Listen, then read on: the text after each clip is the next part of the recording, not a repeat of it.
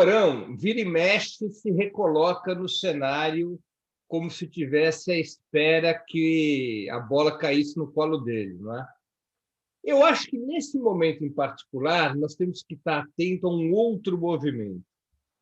O que a gente pode chamar de oposição de direita, ou direita liberal, ou direita neoliberal, ou direita tradicional, que é PSDB, DEM, MDB, eles estão fazendo uma releitura do cenário político com vistas a 2022. E eu tenho a impressão que eles vão chegando à conclusão de que, por meios eleitorais, eles não têm como tirar o Lula do segundo turno. Podem tentar pela via extra-eleitoral novamente nesse julgamento do STF, dia 14 de abril, mas está difícil. E eles começam a pensar num outro cálculo. E se a gente tirar o Bolsonaro? Se a gente impedir o Bolsonaro de estar no segundo turno de 2022, apoiando o impeachment dele e fazendo um acordo com o Mourão. Você senta nessa cadeira, esquenta essa cadeira até 2022, você não vai ser nosso candidato, mas um ano de presidente da República está bom demais. Entendo. Você bota isso na tua biografia, você fica contente e nós vamos colocar um candidato para disputar 22 contra o Lula e não contra o Bolsonaro. Esse cálculo começa a correr em setores da oposição de direita, que leva os setores da oposição de direita a iniciarem um movimento pró-impeachment, ou seja, uma articulação pró-impeachment. E o o Mourão percebe para onde o vento está soprando e diz: olha, estou aqui. Entendo. Estou aqui. Né? E é possível que ele esteja recebendo também algum estímulo de setores das Forças Armadas, que imaginam o Mourão ser uma solução anti-Bolsonaro que preserva a tutela militar sobre o Estado brasileiro e preserva a boquinha também, né? Que a coisa está boa para o lado dos fardados. Né? Mais de 6 mil cargos de confiança, essa regra esdrúxula que permite aos militares acumularem os proventos que recebem como integrantes das Forças Armadas com o salário funcional do governo. Tem militar ganhando 70, 80 mil por mês. Imagina só. Casta, não. É bacana, né? Ô, Breno, e essa pesquisa? Olha, são pesquisas recentes mostrando que o Lula, depois que ele começou a dar essas entrevistas, que ele começou a se expor um pouquinho mais, ele subiu, né? Muita gente achava que o Lula não tinha chance nenhuma, de repente o Lula numericamente está à frente do Bolsonaro, e a gente teve 4.195 mortos por Covid nas últimas 24 horas, a gente tem uma economia e a gente tem uma queda de popularidade crescente do Bolsonaro. Eleitoralmente, você acha que o Lula está forte? Eu acho que está ganhando cada vez mais força. É evidente que terá dificuldades, sempre teve dificuldades. Vamos aqui nos lembrar que, mesmo no auge da sua popularidade, nunca foi fácil a vida eleitoral do Lula. O Lula foi para o segundo turno nas 2 vezes que ganhou a presidência da República, e a Dilma foi ao segundo turno, inclusive em 2010, quando o Lula tinha uma popularidade estrondosa. Aliás, se nós puxarmos pela memória, houve um momento em 2010 em que a Dilma podia ter perdido as eleições. Verdade. Né? Então, você tem que levar em conta que o bloco conservador no Brasil, faça chuva, faça sol, ele gira em torno de 40% a 45% dos votos. Gira em torno disso. Não dá para ser diferente, né? É um país no qual você tem uma imprensa monopolista, então, e ela é desproporcional ao eleitorado. Né? A esquerda brasileira, ela tem ali 45%, 50%, 55% dos votos e deve ter 1%, 2% da capacidade comunicativa, né? Da capacidade comunicacional. Tem uma desproporção, né? Isso tem uma influência, ou seja, você tem esse fenômeno relativamente novo que hoje tem muito peso, que é o fundamentalismo religioso, tem um tremendo peso eleitoral, não tinha e passou a ter, tem um peso muito grande. Então, as dificuldades são sempre presentes. Agora, o Lula vai ganhando força. E está acontecendo, eu acho, Azenha, um fenômeno novo, um fenômeno que a gente não via há décadas, que é o seguinte: o eleitor de centro, normalmente situado nas camadas médias, nas camadas intermediárias, que não pertence à classe trabalhadora organizada, que não pertence àqueles setores sociais mais beneficiados pelas políticas dos governos petistas, que foram os pobres da cidade do campo, mas que também não pertence às elites econômicas do país, aos donos dos grandes meios de produção. Esse eleitor intermediário, esse eleitor centrista que está localizado nessas frações intermediárias da sociedade brasileira, ele vai assumindo uma postura antibolsonarista que, de alguma maneira, o vacina contra o antipetismo que o havia atingido tão recentemente. E esse eleitor começa a olhar para o Lula e dizendo: calma lá, depois de tudo que aconteceu, depois de tudo que esse homem passou, depois de todas as revelações que vêm à tona, será que não vale a pena ouvir o que ele tem a dizer? Então, é um fenômeno que já vai atingindo, inclusive, os formadores de opinião desse setor. Eu vou citar um exemplo. Esse garoto, Felipe Neto. Felipe Neto, sim. Um antipetista furioso dos anos finais do governo Dilma, que depois se dá conta que entrou numa roubada ao apoiar Bolsonaro, que chega a declarar que votaria no Ciro, na entrevista que ele deu ao Roda Viva, e que agora, na semana passada, disse: só tem um caminho para derrotar o Bolsonaro, que é o Lula. Se a gente quiser olhar um outro movimento que tem uma história diferente, Reinaldo Azevedo. E são vários exemplos desse tipo. De um eleitorado centrista que vai se descolando das suas lideranças tradicionais, que se situavam no PSDB, principalmente, mas também no MDB, no DEM, vão se descolando, vão virando as costas para essas lideranças, vão abandonando essas lideranças e vão dizendo: vem cá, vamos ouvir o que a esquerda tem para falar. Vamos dar atenção ao sapo barbudo. Entendo. Então, se abriu uma situação no qual o Lula e o PT podem atrair fatias desse eleitorado centrista sem eles irem ao centro. É diferente de 2002. A sociedade está muito diferente, né? Em 2002, a gente que já tem cabelos brancos lembra bem, porque a gente já era bem adulto, né? Em 2002. Já estávamos quase atravessando o Rubicão em 2002. Agora a gente já está quase no nosso horário da vacina, né? É, chegando lá. Em 2002, a sociedade estava cansada do governo Fernando Henrique. O modelo tinha fracassado. Mas a vontade social não era de mudanças abruptas, era de mudanças suaves, tranquilas. Lembrando até do que tinha acontecido em 98. Em 98 havia uma crise econômica estrondosa no país e o eleitorado vota no Fernando Henrique não porque gostasse do governo dele, mas porque teve medo de mudança. O Fernando Henrique soube operar na campanha eleitoral em 98 o medo da mudança e ganhou no primeiro turno. Quando chega 2002, esse truque não colava em favor do Serra.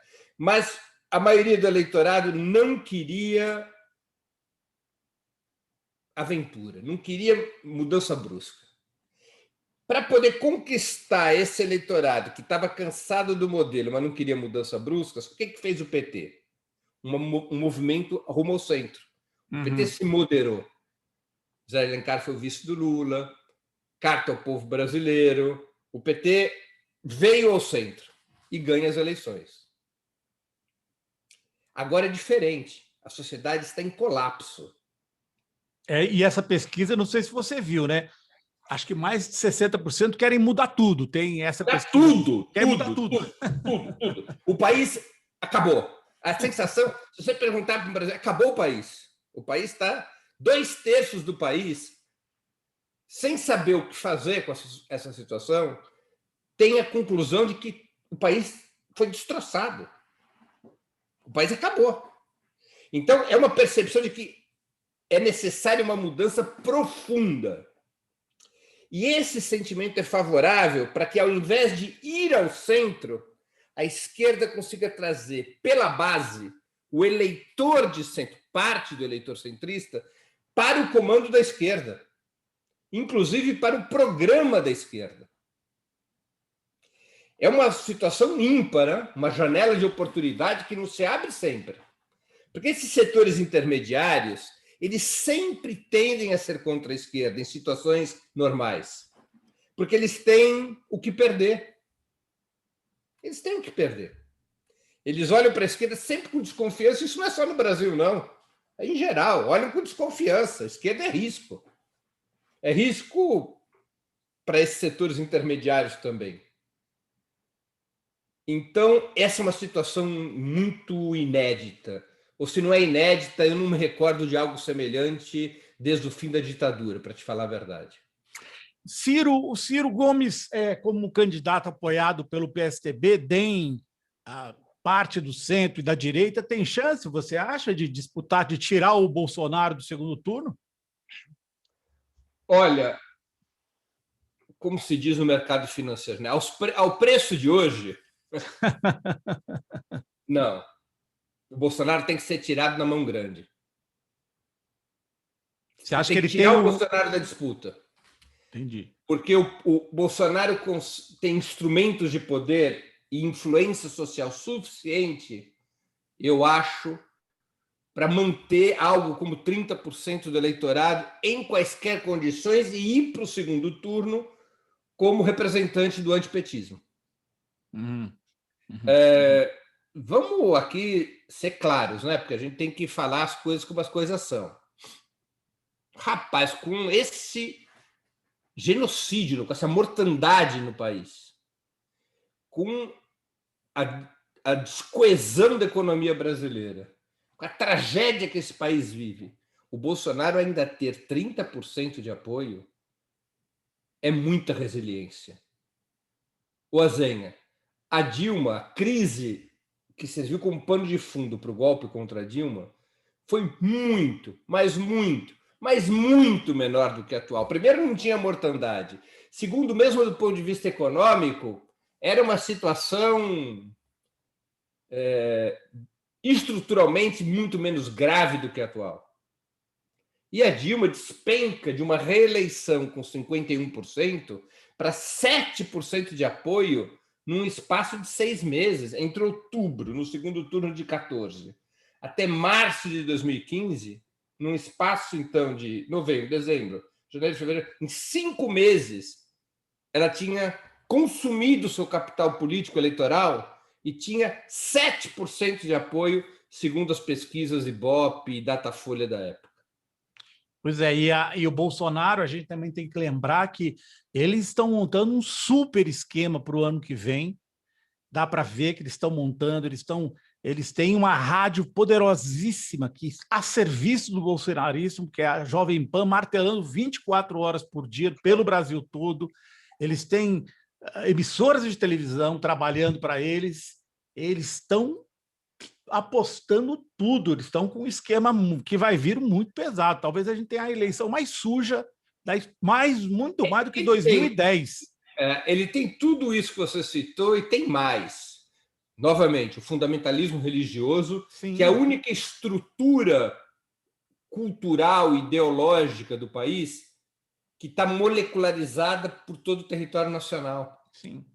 Antigamente, eu me lembro que, em 1945, quando o PCB vivia seu curto período de legalidade, teve um jornalista pernambucano que dizia o seguinte: só tem 3 coisas que existem pelo país inteiro: agências do Banco do Brasil, Igreja Católica e células do Partido Comunista. Uhum, verdade. Lá, hoje, no país inteiro, só o fundamentalismo religioso. Nem o Banco do Brasil, muitas agências fecharam.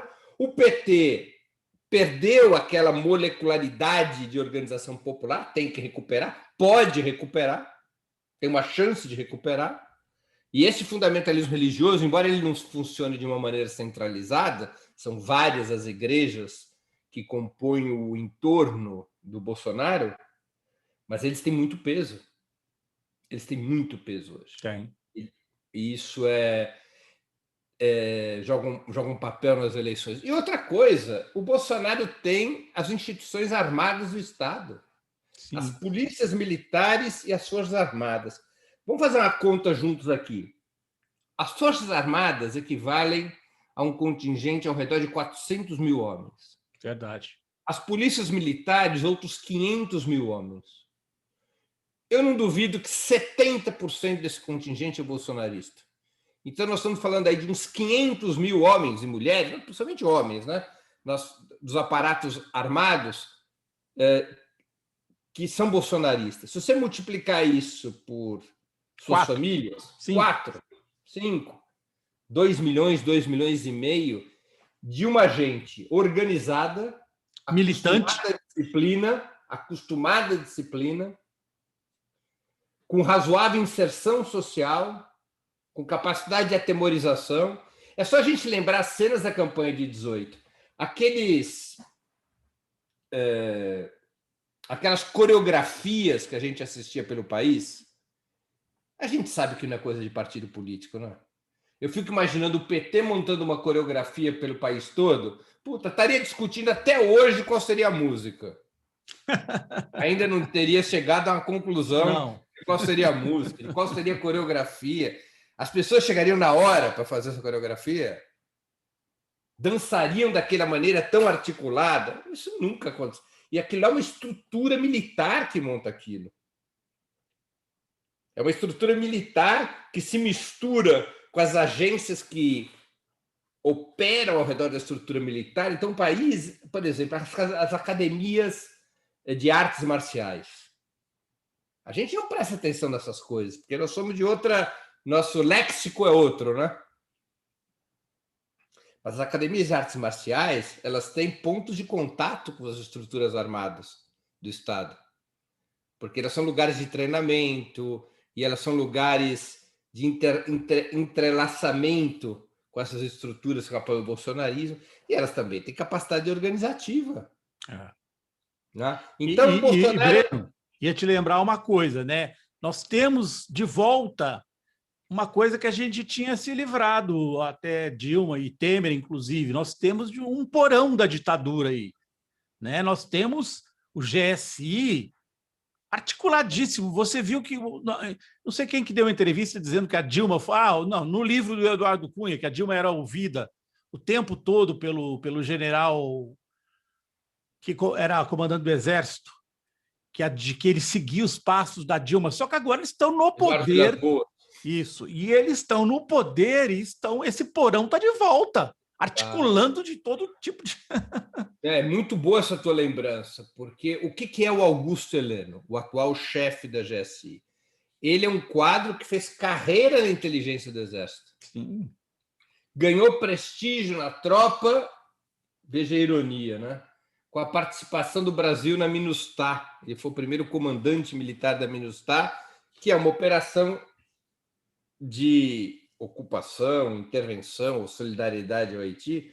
Quem quiser escolha ao gosto a expressão que prefere, decidida pelo governo Lula. Augusto Heleno, não só Augusto Heleno, vários desses generais bolsonaristas ganharam prestígio a partir do Haiti, não é? Porque o Exército Brasileiro é aquela coisa, né?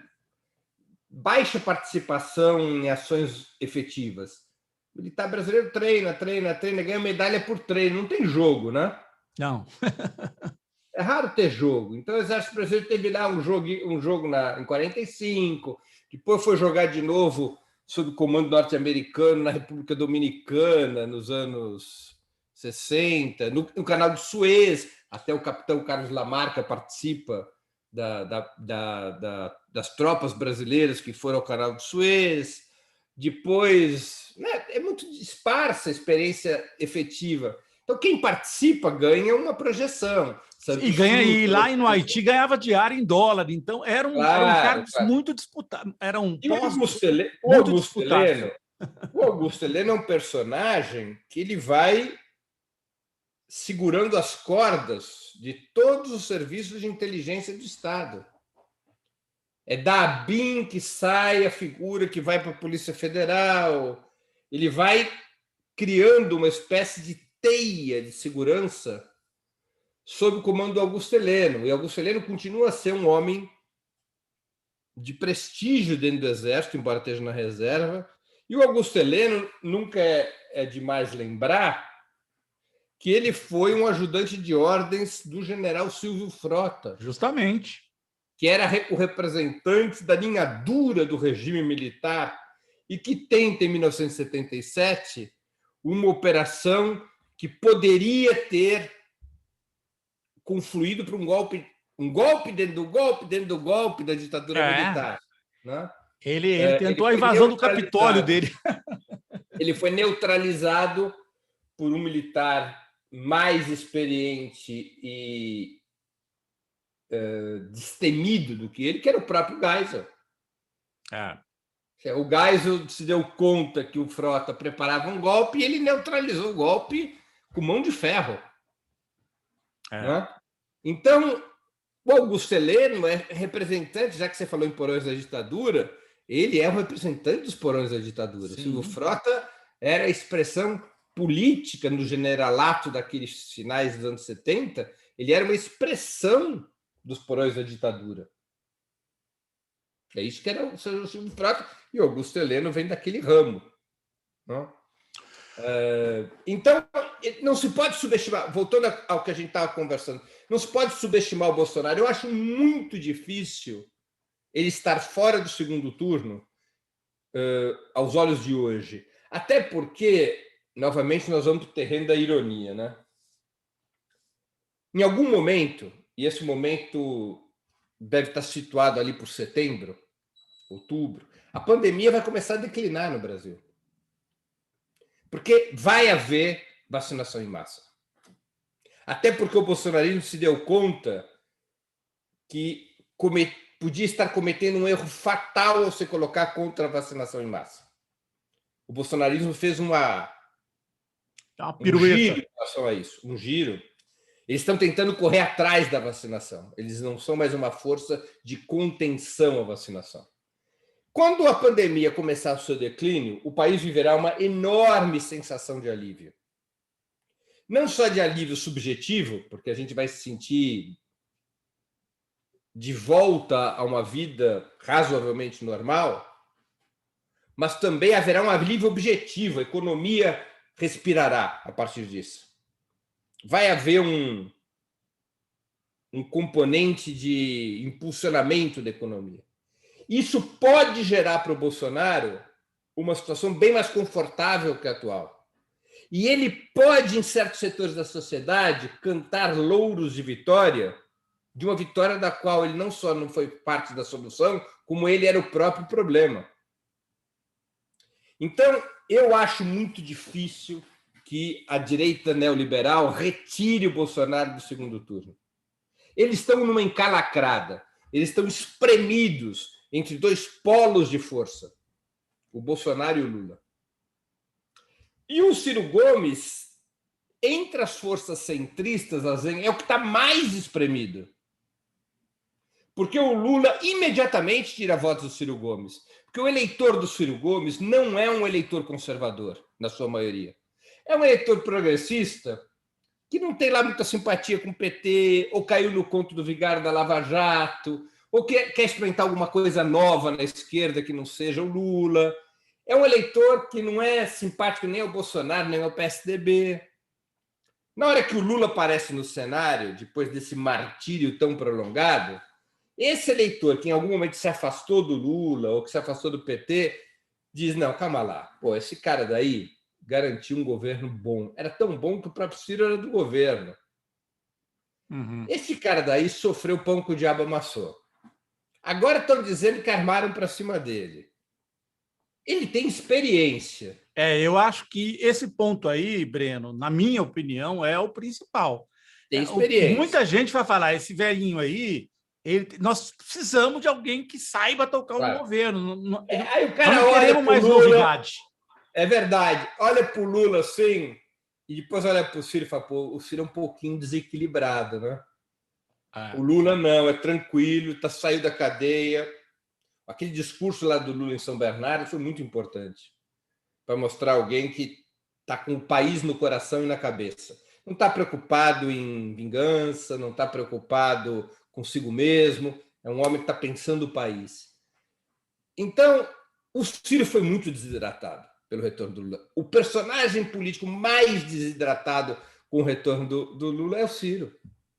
O Ciro cai de 12 para 8%. Ele não só é incapaz de avançar sobre o eleitorado progressista, como recuou.